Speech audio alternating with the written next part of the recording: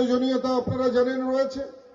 ঠিক একইভাবে যারা বিদেশ থেকে এসে এদেশে ঘাঁটি গেড়েছে, অন্যায়ভাবে যারা এখানে থাকছে, যারা ভুয়ো কাগজ দিয়ে থাকছে, তাদেরকে চিহ্নিত করবার জন্য এসআইআর প্রক্রিয়া কিন্তু শুরু হয়েছে। যখন এসআইআর প্রক্রিয়া শুরু হলো, মমতা বন্দ্যোপাধ্যায় রেড়ে করে উঠলেন, তৃণমূল কংগ্রেস রেড়ে করে উঠলেন। কারণ আপনারা জানেন যে এই যে প্রত্যেকটা বুথে 100 থেকে 150 যে সমস্ত ফেক ভোটার বা ভুতুড়ে ভোটার থাকে, এই ভোটটা কিন্তু আখেরে শাসক দলের পক্ষেই যায়। তাই তারা রেড়ে করে উঠেছিলেন। মমতা বন্দ্যোপাধ্যায়ের সঙ্গে গলা মিলিয়ে আর এক পা বেশি এগিয়ে অভিষেক বন্দ্যোপাধ্যায় বললেন তারা নাকি বৃহত্তর আন্দোলন গড়ে উঠবে। অনেক বড় বড় কথা বলেছিলেন যে নির্বাচন কমিশনকে ঘেরাও করা হবে, কিন্তু আমরা পরবর্তী সময় দেখতে পেলাম যে নির্বাচন কমিশনকে ঘেরাও করা তো দূরের কথা, নিজের দলের কর্মীদের সাহস জোগাবার জন্য নির্বাচন কমিশনে ডেপুটেশনের নামে একটি কাগজ নিয়ে গিয়ে সেখানে তার সাংবাদিক সম্মেলন করা। আজকে আমরা চ্যালেঞ্জ করেছি, যদি ক্ষমতা থাকে নির্বাচন কমিশনকে ঘেরাও করে দেখান, যদি ক্ষমতা থাকে এসআইআর বন্ধ করে দেখান, দেখবেন সারা পশ্চিমবঙ্গ জুড়ে কি অবস্থা হয়।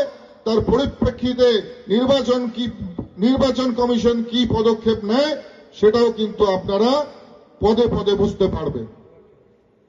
আজকে ভয় পেয়ে গেছে মমতা বন্দ্যোপাধ্যায়, ভয় পেয়ে এক এক সময় এক এক রকমের আবোল তাবোল কথা বলছেন।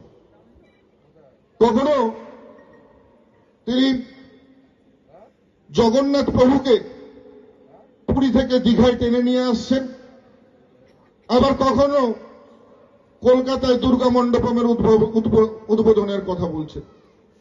এক এক সময় এক এক রকমের কথা। তার মাথা খারাপ হয়ে গেছে।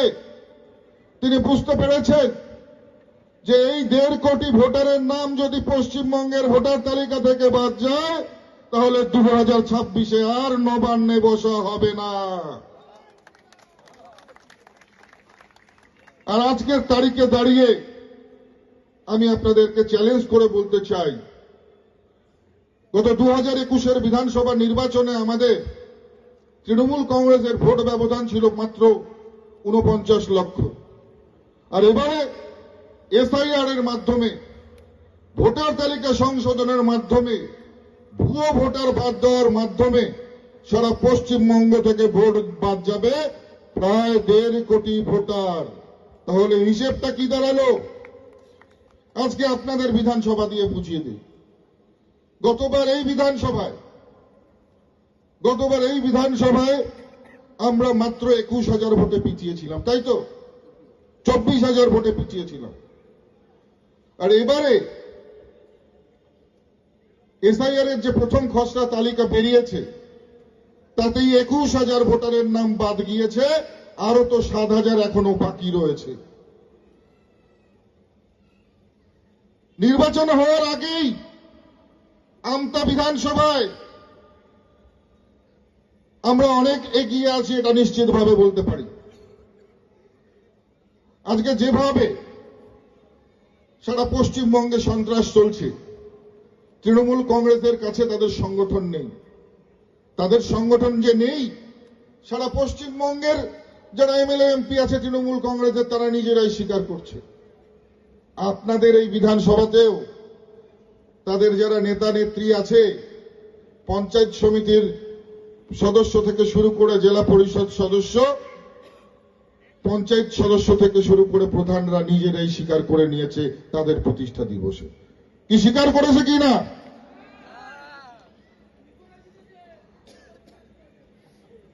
সারা পশ্চিমবঙ্গ জুড়ে যে পুলিশি সন্ত্রাস চলছে, সারা পশ্চিমবঙ্গ জুড়ে যেভাবে অরাজকতার পরিবেশ চলছে আপনারা দেখছেন, আমতা বিধানসভাতেও তার বাদ নেই।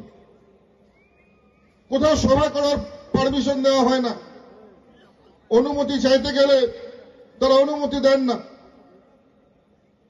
আজকের এই মাঠে, যাদের মাঠে আমাদের এই জনসভা হচ্ছে, আমি তাদেরকে ধন্যবাদ জানাই যে তারা আমাদেরকে করবার জায়গা দিয়েছে।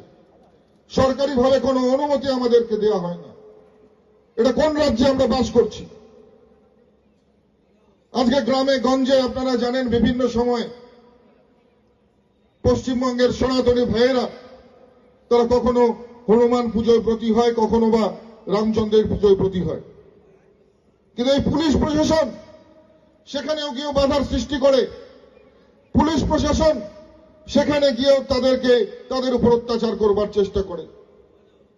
আজকে যখন মুর্শিদাবাদে হুমায়ুন কবির সেখানে বাবরি মসজিদের স্থাপনা করছে, তখন মমতার পুলিশ তারা একেবারে টুটো জগন্নাথ হয়ে যায়। আবার যখন আমাদের ভাইয়েরা গ্রামে গঞ্জে কোথাও চাঁদা তুলে ছোট একটা হনুমান মন্দির স্থাপন করতে যায়, মমতার এই লজ্জাহীন পুলিশ গিয়ে সেখানে বুলডোজার দিয়ে সেই মন্দির ভেঙে দেয়। কোন রাজ্যে বাস করছি আমরা? আজকে বাংলাদেশ, আমরা দেখছি পার্শ্ববর্তী রাজ্য, সেখানে কি দেশ, সেখানে কি উত্তাল পরিস্থিতি। আমরা আমাদের প্রতিবেশী দেশের মঙ্গল কামনা করি, সেখানকার শান্তি কামনা করি, কিন্তু সেখানে যে পরিস্থিতি আপনারা দেখেছেন, যেভাবে হিন্দুদের উপর অত্যাচার করা হচ্ছে, হিন্দু মহিলাদের সম্ভ্রম নষ্ট করা হচ্ছে। দীপু দাস নামে একটি ছেলেকে কয়েকদিন আগে যেভাবে গাছে ঝুলিয়ে জীবন্ত তাকে জ্বালিয়ে দেওয়া হয়েছে, সেই দৃশ্য আপনারা দেখেছেন। আজকে আপনাদের সাবধান হতে হবে। ভারত বাংলাদেশের মধ্যেও কিন্তু 450 কিলোমিটার বর্ডার এখনো ফাঁকা রয়েছে, সেই দিক দিয়ে ইনফিল্ট্রেশন চলছে। মমতা বন্দ্যোপাধ্যায়ের কাছে সেই জমি চাওয়া হলে মমতা বন্দ্যোপাধ্যায় চুপ করে থাকেন। মমতা বন্দ্যোপাধ্যায়ের কাছে সেই ফেন্সিং এর জন্য চিঠি পাঠানো হলে মমতা বন্দ্যোপাধ্যায় কেন্দ্রকে তার উত্তর পাঠান না। আজকে ভাবতে হবে যে মমতা বন্দ্যোপাধ্যায় কি চাইছে। দেশের ভিতরে থেকে আর একটা চক্রান্ত তৈরি করবার চেষ্টা করছে এই তৃণমূল কংগ্রেস নামক দলটা। আজকে একের পর এক ঘটনা আপনারা জানেন পশ্চিমবঙ্গে ঘটেছে। ওয়াকফ বিল নিয়ে যখন সারা ভারতবর্ষ মেনে নিয়েছে সেই আইনকে, শুধুমাত্র পশ্চিমবঙ্গে তার আন্দোলন চলল। মুর্শিদাবাদ থেকে শুরু করে জঙ্গিপুর থেকে শুরু করে মালদা, প্রত্যেকটা জায়গায়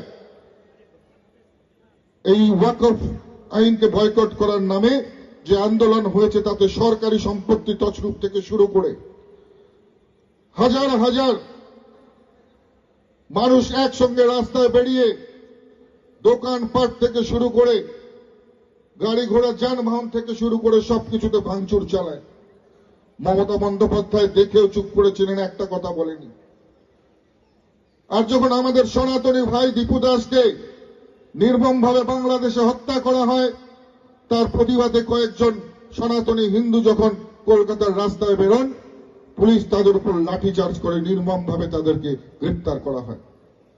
এই মমতা বন্দ্যোপাধ্যায়ের শাসন ব্যবস্থা, এই শাসন ব্যবস্থার পরিবর্তন না করলে আগামী দিনে ধীরে ধীরে পশ্চিমবঙ্গকে কিন্তু পশ্চিম পাকিস্তান বাড়াবার যে চক্রান্ত, সেই চক্রান্ত কিন্তু মমতা বন্দ্যোপাধ্যায়ের সফল হয়ে যাবে। আমাদেরকে বুঝতে হবে, জানতে হবে যে কি গভীর ষড়যন্ত্র রাষ্ট্রের বিরুদ্ধে চলছে, কি গভীর ষড়যন্ত্র আপনাদের ভবিষ্যতের যারা প্রজন্ম তাদের বিরুদ্ধে চলছে।